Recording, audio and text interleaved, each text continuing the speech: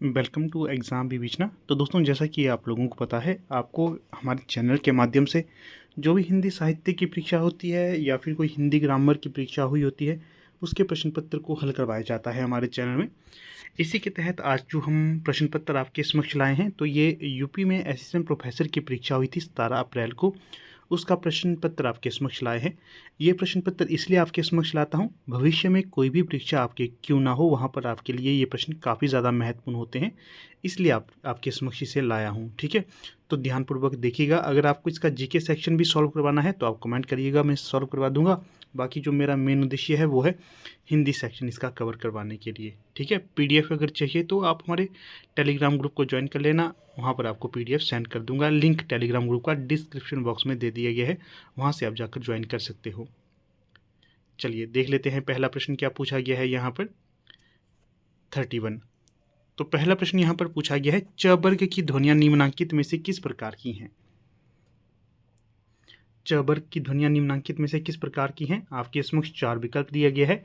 आप इसको mock test के तौर पर भी ले सकते हो, अन्यथा ये आपके पास आंसर की भी होगी। वैसे तो आंसर की बहुत से चैनलों ने बना दी है, फिर भी मेरा कर्तव्य था कि आपके समक्ष इस प्रश्न पत्र को लाना। ठीक है, तो देखिए 4 विकल्प दिए गए हैं, इनमें जो सही होगा तो वो होगा स्पर्श संघर्षी। कौन सा है? स्पर्श संघर्षी। च वर्ग की ध्वनियाँ निम्नांकित में से किस प्रकार की है, ये स्पर्श संघर्षी होंगी। प्रश्न संख्या 32 है, इसमें पूछा गया है, गवेषणा पत्रिका का प्रकाशन किस संस्थान द्वारा किया जाता है। 4 विकल्प दिए गए हैं, हिंदुस्तानी अकादमी प्रयागराज, केंद्रीय हिंदी संस्थान आगरा, उत्तर प्रदेश हिंदी संस्थान लखनऊ या फिर साहित्य अकादमी नई दिल्ली।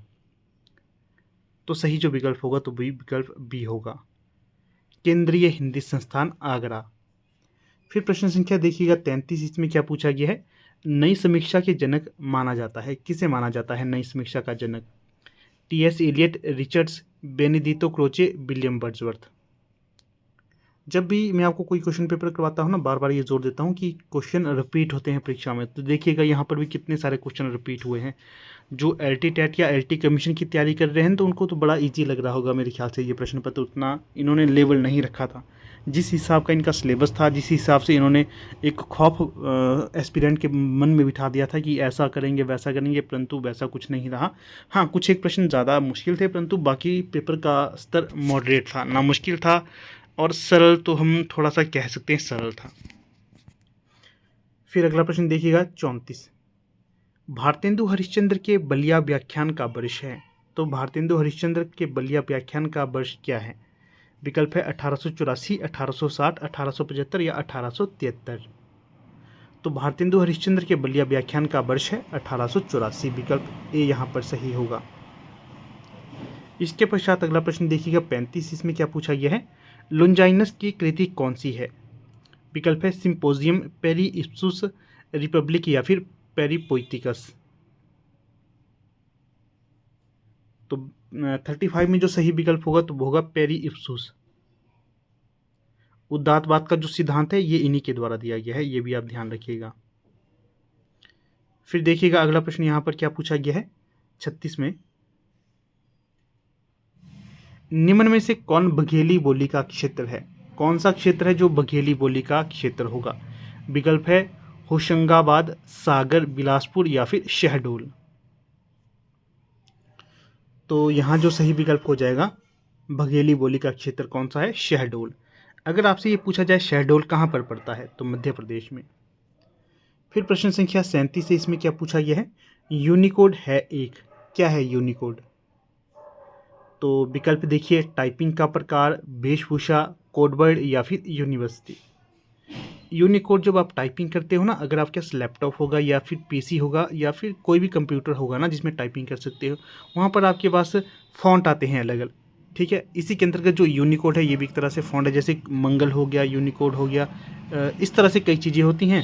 ठीक है, माइक्रोसॉफ्ट यूनिकोड कई नाम है, तो ये कोड वर्ड होगा। अगला देखिएगा 38, शिव शंभू के चिट्ठे किस वाइसराय को संबोधित करके लिखे गए थे? विकल्प है Lord Curzon, Lord William Bentinck, Lord Wavell, Lord Dalhousie. जो हरियाणा असिस्टेंट प्रोफेसर की तैयारी कर रहे हैं उनके लिए भी काफ़ी महत्वपूर्ण ये प्रश्न पत्र होगा।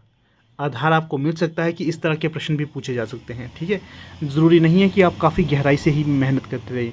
आपको तैयारी इस तरह से करनी है कि चाहे प्रश्न सरल भी पूछा जाए, चाहे हार्ड भी पूछा जाए, आप इतने कैपेबल हों कि अपना मन वहाँ पर ख़राब ना करें एग्जामिनेशन हॉल में।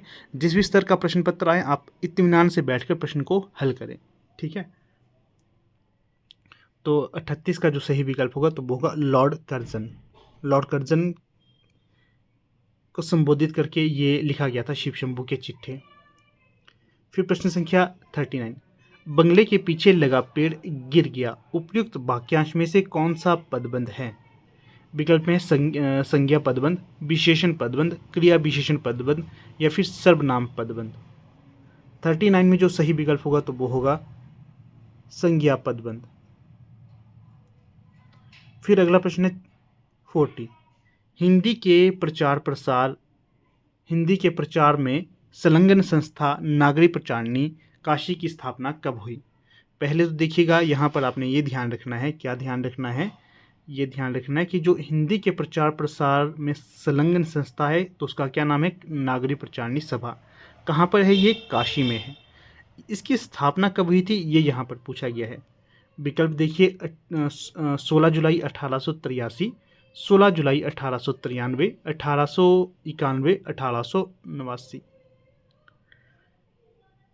यहाँ पर जो सही विकल्प होगा 40 का तो वो हो जाएगा आपका 16 जुलाई 1893। यहाँ से ये भी प्रश्न कई बार पूछा जाता है, नागरी प्रचारणी पत्रिका ये कब आई? 1896। फिर अगला प्रश्न देखिएगा 41, इसमें पूछा गया है, यदि प्रबंध काव्य एक विस्तृत वनस्थली है तो मुक्तक एक चुना हुआ गुलदस्ता है। बिहारी के दोहे के संदर्भ में ये कथन किसका होगा? पहले तो आपको ये ध्यान रखना है कि ये कथन किसके संदर्भ में कहा है। यदि प्रबंध काव्य एक विस्तृत वनस्थली है तो मुक्तक एक चुना हुआ गुलदस्ता है, तो ये बिहारी के संदर्भ में कहा गया है। क्यों? क्योंकि बिहारी की जो रचना थी मुक्तक के आधार पर ये रचना करते थे।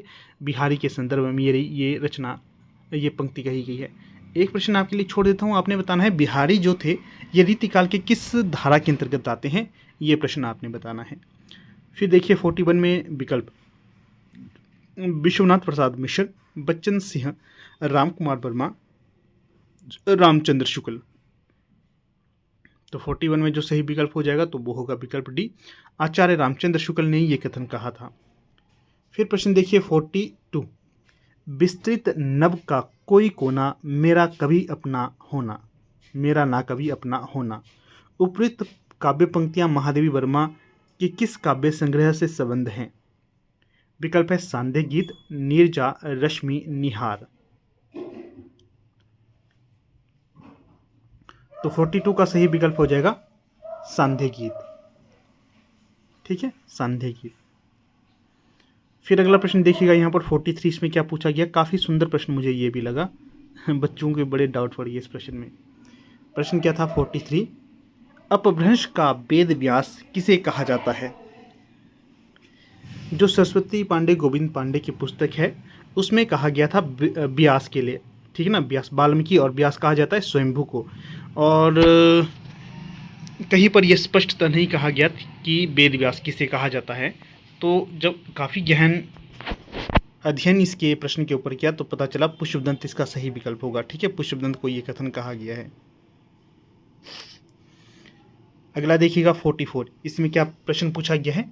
हिंदी के पहले वेब पोर्टल वेब दुनिया www.webdunia.com की स्थापना कब हुई थी? यह प्रश्न LT टेट में पहले पूछा गया है, हूबहू ऐसा ही।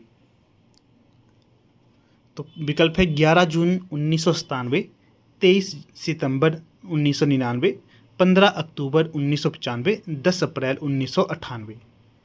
44 में सही विकल्प कौन सा होगा? तो जो 44 में सही विकल्प होगा तो वो होगा 23 सितंबर 1999। फिर देखिए प्रश्न संख्या 45, गद्य के क्षेत्र में भारतेंदु हरिश्चंद्र का ध्यान सर्वप्रथम किस विधा पर गया? विकल्प है निबंध, उपन्यास, नाटक, कहानी। 45 में जो सही विकल्प होगा तो वो होगा सी, नाटक। फिर प्रश्न देखिएगा 46, हजारी प्रसाद द्विवेदी का निम्नलिखित में से कौन सा उपन्यास कथा स्रोत की दृष्टि से चौथी शताब्दी के समय से संबंधित है? पहले तो ध्यान रखना है आपने, ये सारे के सारे जो उपन्यास है हजारी प्रसाद द्विवेदी के हैं। और जो प्रश्न विशेषतः लाया गया है किसके लिए, तो ये बताना है आपने। अनामदास का पोथा, बाणभट्ट की आत्मकथा, पुनर्नवा, चारुचंद्र लेख। यहाँ से कई बार आप कंफ्यूज भी हो सकते हैं। कई बार जैसे हम पढ़ाते हैं ना बच्चों को, फिर वो कहते हैं कि जो बाणभट्ट की आत्मकथा है ये आत्मकथा की विधा है। नहीं, ये आत्मकथा की विधा नहीं, उपन्यास है ये। ठीक है, ये ध्यान रखना है आपने। तो इस प्रश्न का जो उत्तर होगा तो वो होगा पुनर्नवा, विकल्प सी। फिर प्रश्न संख्या है 47। वर्ष 2021 का साहित्य अकादमी पुरस्कार किसे दिया गया? वर्ष 2021 का साहित्य अकादमी पुरस्कार किसे दिया गया? विकल्प है नंद किशोर आचार्य, अनामिका, रामदर्श मिश्र, दया प्रकाश सिन्हा। 47 में जो सही विकल्प होगा तो वो बताना है आपने। तो वर्ष 2021 का साहित्य अकादमी पुरस्कार किसे दिया गया है? दया प्रकाश सिन्हा को। जितने भी ये साहित्य अकादमी और अपने ज्ञानपीठ पुरस्कार होते हैं और अपना कौन सा व्यास सम्मान होता है, ये आपको ध्यान रखना है, कापी पे नोट करते रहिए कापी से, क्योंकि आगे की कोई परीक्षा होगी तो वहाँ पर आपको ये फायदा देगा। फिर अगला प्रश्न है यहाँ पर 48, इसमें पूछा गया है केंद्रीय हिंदी संस्थान का मुख्यालय कहाँ है? विकल्प है आगरा, प्रयागराज, लखनऊ, बरेली। 48 में जो सही विकल्प होगा तो वो बताना है आगरा में।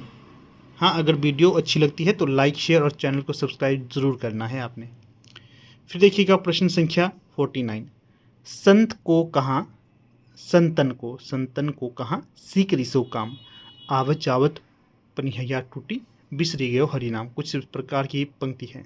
संतन को कहाँ सीकरी सो काम। जो ये सीकरी का क्या अर्थ है यहाँ पर? विकल्प में है धन, फतेहपुर सीकरी, चप्पल या ऐश्वर्य। तो ये जो सीकरी का अर्थ है फतेहपुर सीकरी, जहाँ पर अकबर रहता था। अकबर ने बुलाया था महात्मा जी को अपने पास, इसलिए महात्मा जी ने ये पंक्ति कही थी। ठीक है, कुंभन दास जी ने, हाँ कुंभन दास जी ने कही थी शायद। अवश्य बताइए किसने कही थी। कुंभन दास मुझे स्मरण हो रहे हैं इस समय। अगला देखिए 50। आचार्य रामचंद्र शुक्ल की समीक्षा का सैद्धांतिक आधार है क्या है? विकल्प में है भारतीय रसवाद, अभिव्यंजनावाद, ध्वनि सिद्धांत, कल्पनात्मक अनुभूतिवाद। तो जो 50 में सही विकल्प होगा तो वो होगा भारतीय रसवाद। फिर प्रश्न संख्या है 51। निम्नलिखित में से किस लिपि का विकास देवनागरी लिपि से नहीं हुआ है? विकल्प में है कैथी लिपि, शारदा लिपि, बांग्ला लिपि, गुजराती लिपि। तो 51 में जो सही विकल्प होगा तो वो होगा बांग्ला लिपि। बाकी का हुआ है सिवाय बांग्ला लिपि के। फिर प्रश्न संख्या है 52। भरतमुनि ने मूलतः कितने रस माने हैं? जो भरतमुनि थे, आचार्य भरतमुनि, इन्होंने जो इनका नाट्य शास्त्र है इसमें मुख्य जो रस माने थे तो वो माने थे 8। बार बार जब भी क्लास लेता हूँ मैं आपको ये प्रश्न बताता ही, 8 रस माने थे। अगर कहा जाएगा कि सर्वमत के अनुसार रसों की संख्या कितनी है तो वो है 9। भरतमुनि ने 8 माने हैं। पूछा जाता है भरतमुनि ने रस और गुण और दोष कितने माने हैं? 10-10। और जो अपने वो अलंकार है वो कितने माने हैं? 4 माने हैं। ये भी आप ध्यान रखिएगा। फिर प्रश्न संख्या है 53। प्रताप नारायण मिश्र का निबंध नहीं है, कौन सा? विकल्प में है धर्म और समाज, बात, खुशामद, धोखा। तो जो यहाँ पर सही विकल्प होगा तो वो होगा धर्म और समाज। ये इनका नहीं होगा। पूछा जा सकता है ये किसका निबंध होगा? चंद्रधर शर्मा गुलेरी का निबंध है ये। बाकी बात, खुशामद, धोखा ये इनके निबंध होंगे।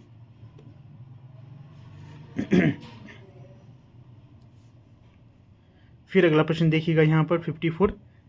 इसमें क्या पूछा गया है?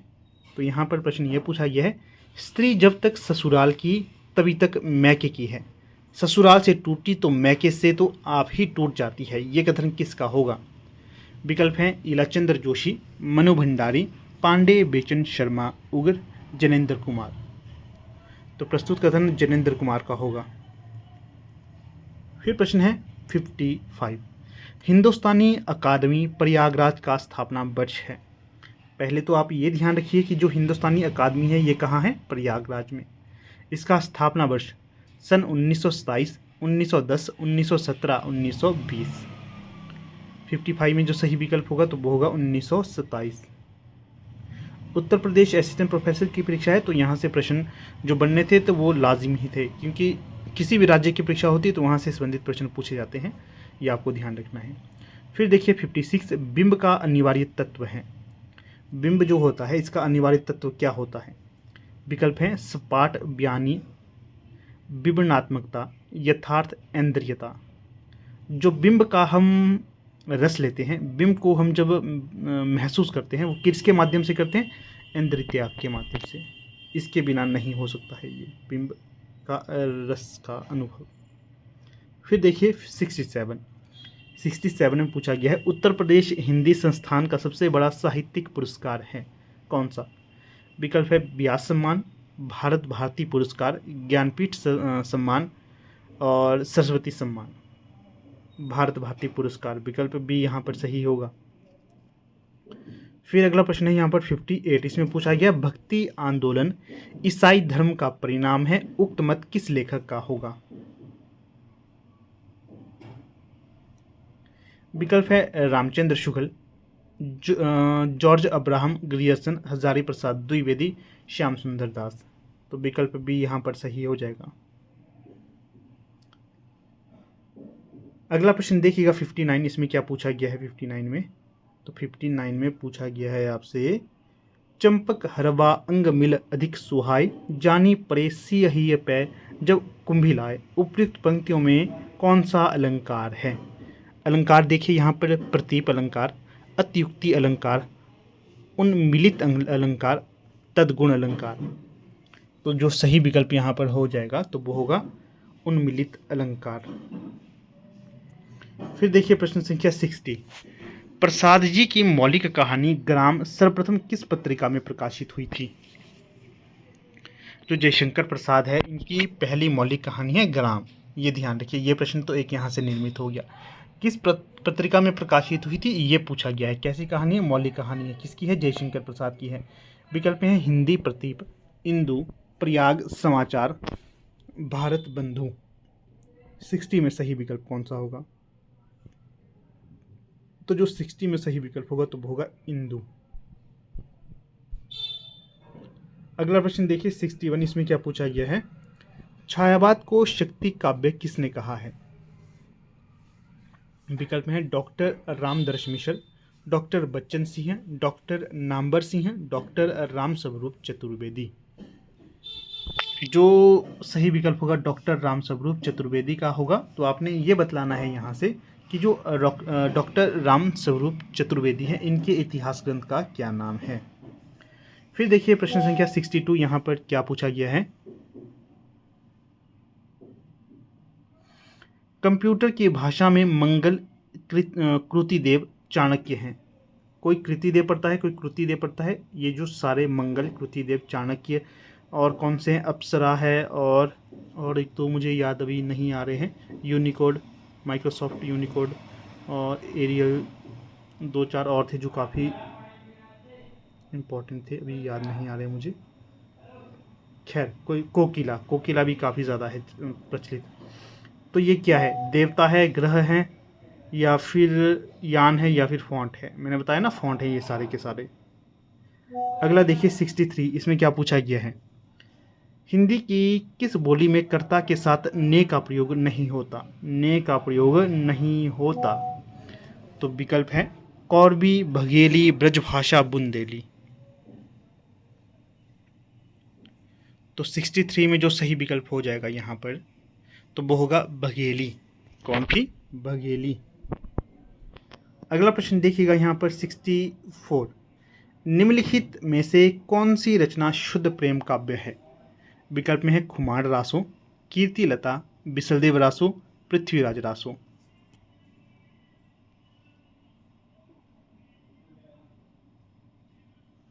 तो सही जो विकल्प होगा बिसलदेव रासो। बाकी खुमार रासो, कीर्ति लता, पृथ्वीराज रासो ये वीर रस से संबंधित रचनाएं हैं। शुद्ध प्रेम की बात की जा रही है तो यहाँ पर सही होगा बिसलदेव रासो। इसके पश्चात अगला प्रश्न यहाँ पर क्या पूछा गया है? देहाती दुनिया उपन्यास के लेखक हैं? निम्न में से कौन से देहाती दुनिया उपन्यास के लेखक होंगे? विकल्प है देवकी नंदन खत्री, लाला श्रीनिवास दास, शिव पूजन सहाय या फिर किशोरी लाल गोस्वामी। तो सही जो विकल्प होगा शिव पूजन सहाय। अगला देखिए 66, इसमें क्या पूछा गया है? गोस्वामी तुलसीदास की स्वांतः सुखाय रचना वस्तुतः प्रांतः सुखाय से प्रेरित है, यह किस आलोचक की मान्यता है?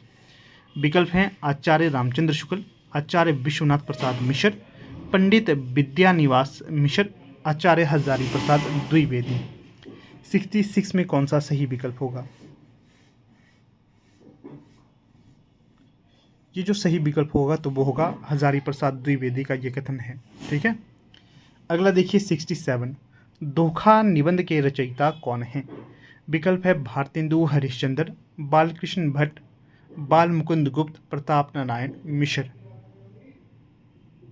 जो धोखा निबंध है इसके रचनाकार कौन होंगे? प्रताप नारायण मिश्र, विकल्प डी। फिर प्रश्न संख्या 68, इसमें पूछा गया है लीला हिंदी प्रबोध सॉफ्टवेयर किस क्षेत्र में उपयोगी है? तो यहाँ पर जो सही विकल्प होगा तो वो होगा हिंदी भाषा शिक्षण हेतु।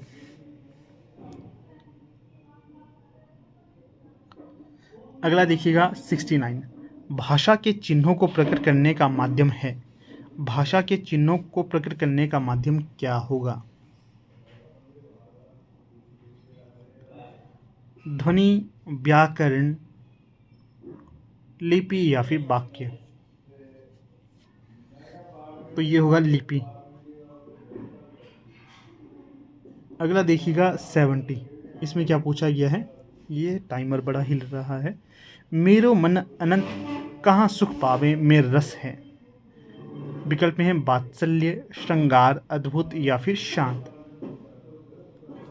तो यहाँ पर होगा शांत रस। फिर प्रश्न संख्या है 71, इसमें क्या पूछा गया है? सिंदूर की होली नाटक का प्रकाशन वर्ष है।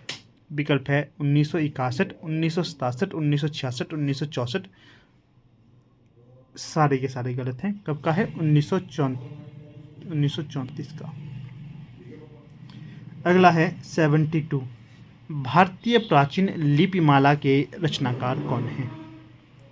विकल्प में है कामता प्रसाद गुरु, किशोरी दास वाजपेयी, गौरीशंकर हीराचंद ओझा और सुनीति कुमार चटर्जी। तो ये होंगे गौरीशंकर हीराचंद ओझा, विकल्प सी।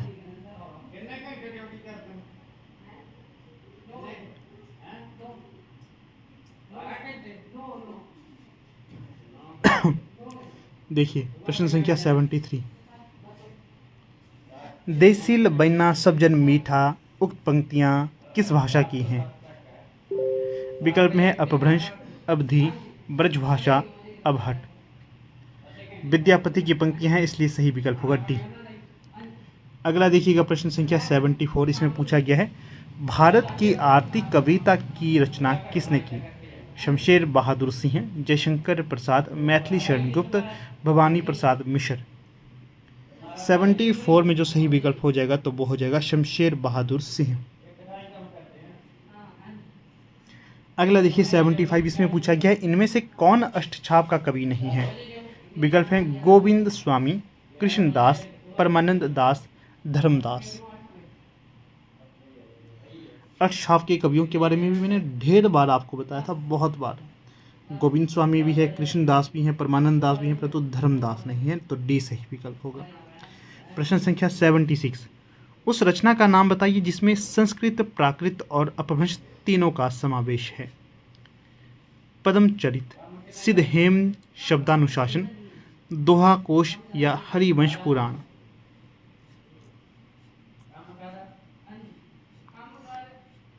तो जो सही विकल्प होगा यहाँ पर तो वो हो जाएगा आपका सिद्ध हेमचंद्र शब्दानुशासन। हेमचंद्र की रचना है ये। अगला देखिए 77, कॉलरिज ने कल्पना के कितने भेद माने हैं? कॉलरिज ने कल्पना के 2, 5, 4, 3 कौन सा माना है? 2। अगला देखिए 78, इसमें क्या पूछा गया है? ब्रजभाषा व्याकरण के लेखक हैं। विकल्प में है बाबू राम सक्सेना, भोलानाथ तिवारी, धीरेन्द्र वर्मा, हरदेव बहारी। तो सही विकल्प होगा धीरेन्द्र वर्मा की रचना है ये। फिर प्रश्न संख्या 79, आचार्य भरत मुनि ने अपने नाट्यशास्त्र में काव्यबंध की शोभा बढ़ाने के लिए कितने लक्षणों का वर्णन किया है? 26, 33, 18 या 36? 36। फिर प्रश्न संख्या 80 है, यहाँ पर पूछा गया है यूरोप में बिहारी सतसई के समकक्ष कोई रचना नहीं है, यह कथन किस विद्वान का है? विकल्प हैं गार्सद तासी, मिश्रबंधु, ग्रियर्सन या फिर रामचंद्र शुक्ल। तो ये होगा ग्रियर्सन का। फिर 81, एक ध्वनि के लिए एक लिपि चिन्ह किस लिपि की विशेषता है? विकल्प है रोमन, कुटिल, फारसी, देवनागरी।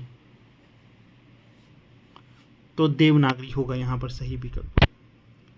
अगला देखिए 82, अवधि काव्यकृति चकलस के रचनाकार हैं। अवधि काव्यकृति है ये चकलस, इसके रचनाकार कौन होंगे? तो विकल्प हैं बंशीधर शुक्ल, गुरुप्रसाद मृगेश, बलभद्र दीक्षित पठीस, चंद्रभूषण त्रिवेदी, रमैका का। तो बलभद्र प्रसाद दीक्षित पठीस इसके उत्तर हो गया सही। अगला देखिएगा यहाँ पर 83, इसमें क्या पूछा गया है महावीर प्रसाद द्विवेदी युग के निबंधकार हैं। काशीनाथ खत्री, पदम सिंह शर्मा, मुंशी देवी प्रसाद मुंसीफ, रमाशंकर व्यास। 83 में जो सही विकल्प होगा पदम सिंह शर्मा ये होंगे द्विवेदी युग के निबंधकार। फिर प्रश्न संख्या है 84, इसमें पूछा गया है हिंदुस्तानी अकेडमी प्रयागराज द्वारा प्रदान किए जाने वाले गुरु गोरक्षनाथ पुरस्कार 2021 किसको दिया गया है? विकल्प है प्रोफेसर हीराशंकर ओझा, प्रोफेसर हीराशंकर मिश्र, डॉक्टर भगवान सिंह, प्रोफेसर त्रिभुवन नाथ शुक्ल या फिर डॉक्टर कन्हैया सिंह। तो यहाँ पर जो सही विकल्प होगा तो वो होगा डॉक्टर कन्हैया सिंह। 84 का सही विकल्प क्या है? डी। फिर अगला प्रश्न देखिएगा 85, इसमें पूछा गया सर्वप्रथम किसने पृथ्वीराज रासो को अनैतिहासिक ग्रंथ घोषित किया? मतलब ऐतिहासिक नहीं माना ये, अनैतिहासिक। तो doctor Grierson, James Tod, doctor Buhler या फिर अगरचंद नाहटा। 85 में जो सही विकल्प होगा तो वो होगा डॉक्टर बुलर ने। और अगला प्रश्न देखिएगा 86, अवधि का विकास किस अपभ्रंश से हुआ है? विकल्प है शौरसेनी, पैशाची, अर्धमागधी, मागधी। अर्धमागधी। फिर देखिएगा प्रश्न संख्या 87, इसमें क्या पूछा गया है 87 में? तो यहाँ पर यह प्रश्न पूछा गया है दक्षिण भारत हिंदी प्रचार सभा की स्थापना कब हुई थी? विकल्प है 1918, 1936, 1929, 1922। दक्षिण भारत हिंदी प्रचार सभा की स्थापना हुई थी 1918 में, विकल्प ए। फिर प्रश्न संख्या है 88, इसमें पूछा गया है हिंदी एकदम संस्कृत की चेरी नहीं है, इसलिए उस पर हर समय संस्कृत के व्याकरण को लादने की कोशिश नहीं करनी चाहिए। यह कथन किस आलोचक का होगा? विकल्प है राहुल सांकृत्यायन, कामता प्रसाद गुरु, रामविलास शर्मा या फिर भोलानाथ तिवारी। प्रस्तुत कथन है राहुल सांकृत्यायन का। फिर अगला प्रश्न देखिएगा 89, इसमें पूछा गया है संत साहित्य संदर्भ कोश के लेखक कौन होंगे? संत साहित्य संदर्भ कोश। विकल्प में है विद्यानिवास मिश्र, रमेशचंद्र मिश्र, कृष्ण बिहारी मिश्र या फिर विश्वनाथ प्रसाद मिश्र। रमेशचंद्र मिश्र इसका उत्तर होगा। अगला है 90, जिस लिपि में शिरोरेखा का प्रयोग होता है वह है कौन सी है वो? गुजराती में भी नहीं होता, रोमन में भी नहीं होता, फारसी में भी नहीं होता, परंतु जो अपनी देवनागरी है इसमें होता है। फिर है 91, साहित्य अकादमी पुरस्कार, ज्ञानपीठ पुरस्कार और व्यास सम्मान ये तीनों पुरस्कार किस साहित्यकार को दिए गए हैं? विकल्प में है रामधारी सिंह दिनकर, कुंवर नारायण सिंह, श्री नरेश मेहता या फिर विषम साहनी। ये होगा कुंवर नारायण सिंह। अगला देखिए 92, इसमें क्या पूछा गया है। 92, राम सत्सई किस परंपरा का ग्रंथ है। विकल्प है राम भक्ति परंपरा, निर्गुण भक्ति परंपरा, काव्यशास्त्री परंपरा या फिर श्रृंगार परंपरा। काव्यशास्त्री परंपरा। 93, कबीरदास की भक्ति साधना का केंद्र बिंदु प्रेम लीला है, यह कथन किस विद्वान का है। विकल्प में है डॉक्टर रामकुमार वर्मा, डॉक्टर युगेश्वर, आचार्य हजारी प्रसाद द्विवेदी, आचार्य परशुराम चतुर्वेदी। 93, आचार्य हजारी प्रसाद द्विवेदी। अगला देखिए क ध्वनि है अक्षर रूपी संस्वन स्वनिम। जो क है ना, ये सबसे छोटी ध्वनि है, इसलिए स्वनिम इसे कहा जाता है। अगला है यूनिकोड का विस्तारित रूप क्या है। Universal code, unit digital code, unit code या फिर यूनिफाइड कोड। तो सही जो विकल्प हो जाएगा यहाँ पर तो वो होगा यूनिवर्सल कोड। अगला देखिए 96, इसमें पूछा गया निम्नलिखित में से किस आलोचक का संबंध मार्क्सवाद से नहीं है। विकल्प में है प्रकाश चंद्र गुप्त, रांगेय राघव, रमेश कुंतल मेघ या फिर राम स्वरूप चतुर्वेदी। तो सही जो विकल्प होगा 96 का तो वो हो जाएगा आपका राम स्वरूप चतुर्वेदी। ये आपके मार्क्सवाद से संबंधित नहीं होंगे, बाकी प्रकाश चंद्र गुप्त, रांगेय राघव, रमेश कुंतल मेघ ये होंगे। अगला प्रश्न देखिएगा 97, इसमें पूछा गया है रिपोर्ताज किस भाषा का शब्द है। विकल्प में है अंग्रेजी, पुर्तगाली, जर्मन या फिर फ्रांसीसी। तो सही विकल्प होगा फ्रांसीसी भाषा का शब्द है ये रिपोर्ताज। अंग्रेजी किस भाषा का शब्द है ये बताइएगा कमेंट करके। अगला है 98, मेला आंचल का नामकरण किस कवि की काव्य कृति के आधार पर हुआ। सोहनलाल द्विवेदी, नरेंद्र शर्मा, सुमित्रा नंदन पंत, हरिवंश राय बच्चन। ये हुआ था सुमित्रा नंदन पंत के। फिर 99, देवनागरी लिपि में अधिकतर कौन सी लिपि है। तो ये होगा आपका वर्णनात्मक लिपि, विकल्प भी। अगला है 100, वाणी साहित्य का इतिहास किसकी कृति है। तो जो सही विकल्प हो जाएगा तो वो होगा रमेश चंद्र शाह, विकल्प ए। ठीक है, तो देखिएगा दोस्तों कुछ इस प्रकार से आज का ये हमारा लेक्चर था। हमने लगभग 70 के आसपास प्रश्न यहाँ पर आपके साथ डिस्कस किए। मुझे पूर्ण आशा है कि भविष्य की कोई भी परीक्षा क्यों ना होगी वहाँ पर आपके लिए बहुत ज़्यादा महत्वपूर्ण होंगे। तो अच्छे से देखना, नोट्स बनाते रहना अपने, आपको काफ़ी महत्वपूर्ण होंगे। बाकी देखिए वीडियो को समाप्त करने से पहले आपको बता देता हूँ हमारी टीम के द्वारा LT TET, LT commission, TGT PGT Hindi के लिए महत्वपूर्ण नोट्स अवेलेबल करवाए जा रहे हैं। अगर आप इन नोट्स को लेना चाहते हैं तो यहाँ पर जो ये व्हाट्सएप नंबर है इस पर आप संपर्क कर सकते हो। इसी के साथ साथ हमारे फुल ऑनलाइन कोर्स भी अब अवेलेबल हैं। LT टेट के लिए है, HPLT TET, HPLT commission, TGT PGT Hindi, इनके लिए भी हमारे फुल कोर्स अवेलेबल हैं। अगर आप इन्हें भी लेना चाहते हैं तो इन्हें भी ले सकते हो। आजकल काफ़ी छूट इन कोर्स में चली हुई है, सस्ते में आपको मिल जाएंगे। ये हमारा व्हाट्सएप नंबर है, इस पर आप क्वेरी कर सकते हो। ठीक है, कोई भी क्वेरी रहेगी तो इस पर कर लेना। बाकी PDF इत्यादि के लिए आप टेलीग्राम और व्हाट्सएप ग्रुप को व्हाट्सएप ग्रुप के साथ जुड़ जाना, वहाँ पर आपको PDF इसकी सेंड कर दूँगा। बाकी अगर वीडियो अच्छी लगी हो तो अवश्य इसे लाइक, शेयर और अपने मित्रों के साथ सब्सक्राइब जरूर करना है आपने। ठीक है, तो चलिए अब यहाँ पर अपनी वीडियो का समापन कर लेते हैं। आप लोग वीडियो के अंदर बने, इसका बहुत बहुत धन्यवाद।